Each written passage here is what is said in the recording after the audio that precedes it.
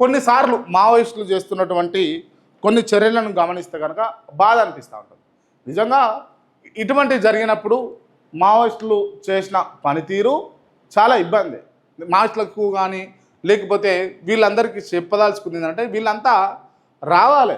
ఇప్పుడు పోయింది అంటే చాలామంది గద్దర్ లాంటి వాళ్ళు కావచ్చు, లేకపోతే సీతక్క లాంటి వాళ్ళు కావచ్చు, లేకపోతే చాలామంది విమలక్క లాంటి వాళ్ళు కావచ్చు, చాలామంది కూడా ఒక అభిప్రాయంతో ఉన్నప్పటికీ దాని తర్వాత ఈ అభిప్రాయం మంచిది. ఈ అభిప్రాయం ఏంటి అని అంటే కొంతమంది తూటాలతోటే రాజ్యం వస్తుంది అని భావిస్తారు, కొంతమంది ఓటుతోటే రాజ్యం వస్తుంది అని భావిస్తారు. నిజంగా ఓట్లతోటే రాజ్యం ఏర్పడుతుంది, తూటాలతో కాదు. తూటాలతోటి ప్రాణమే పోతుంది, ప్రాణం మాత్రమే పోతుంది.